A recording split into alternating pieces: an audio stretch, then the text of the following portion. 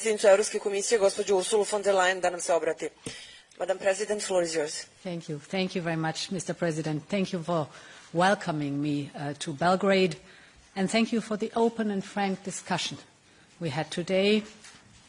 We live in a fractured world with a widening gap between democracies and autocracies, and you know very well where the European Union stands. We stand for freedom instead of oppression, including the right of peaceful assembly. We stand for partnership instead of submission. We stand for diplomacy instead of aggression. Now, almost 2 decades ago, Serbia made a choice to join our union. And it was not only a strategic choice, it was also a choice of the heart. It was the demand of the people of Serbia, and we look forward to Serbia to double down on its European Union path. The European Union membership offers is an opportunity. It is the promise to peace. It's a promise of prosperity and of solidarity, and especially in times of crisis. You have seen that in practice. Take the energy crisis of 2022. It was triggered by Russia's war of aggression against Ukraine, and it had a devastating impact across our entire continent, but we faced it together. The European Union extended the same measures of solidarity to our Western Balkan partners as to our own member states. And this is what it means to be a reliable partner. You can continue to count on us. We are connecting Serbia to the EU's energy market. This is the true guarantee that Serbian families will be safe and warm in winter. And we have concrete projects in motion. The Trans-Balkan Power Corridor, for example, linking Serbia's grid with its neighbours and with the European Union, and the Serbia-Bulgaria gas interconnector. And we are prepared to invest further in it.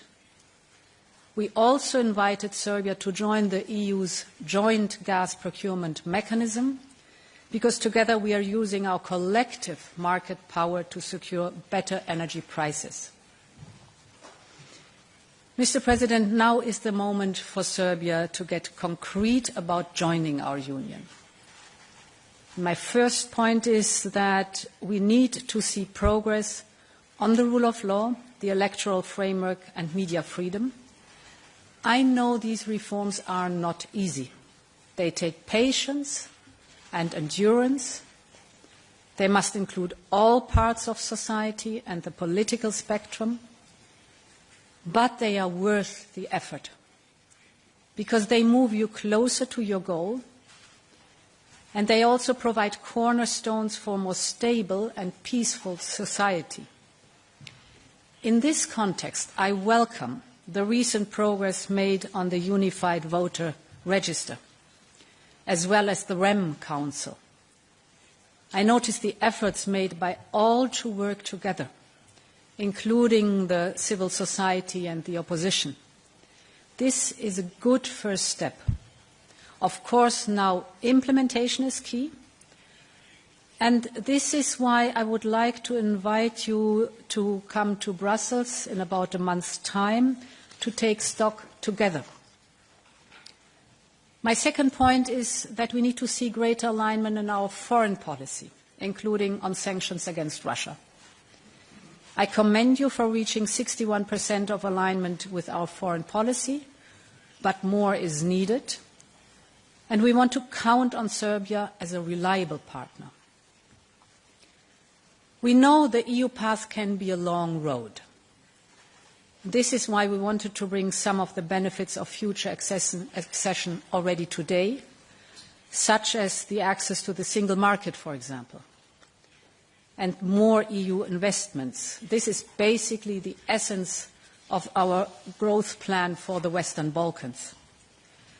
Under the plan, the growth plan for Serbia, We have already made available now over 100 million euros in new investments for Serbia, and more will come.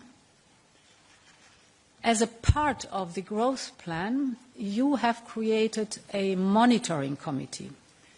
And this monitoring committee includes representatives of the civil society organizations, whom I will meet later, and it includes the government. And I think such a committee is a great signal. It sends a strong message that creates trust, inclusiveness, and ownership. I think this is the way to go. Under the growth plan, we are also working on Serbia's integration into the single euro payment area. This will make transfers of money between Serbia and the European Union faster, safer, and much, much cheaper. It will have a real impact on business and on your citizens, many of whom live and work in the EU member states. It shows that Europe's commitment is not only in words, but also in deeds, real change on the ground.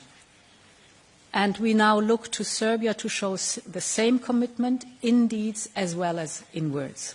Thank you very much. Thank you, Madam President. Poštovane kolege, možemo da pređemo sada na vaša pitanja. Prvo pitanje ide Radio Slobodna Evropa, Nevena Bogdanović. Nevena, izvolite. Hvala, thank you. A question for Madam President.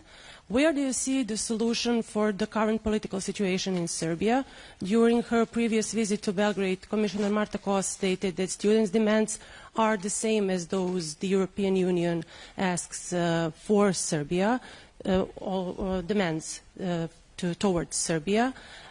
Protesters now demand early elections, and Brussels called for de-escalation after the incidents and the arrests during the protests. Thank you. And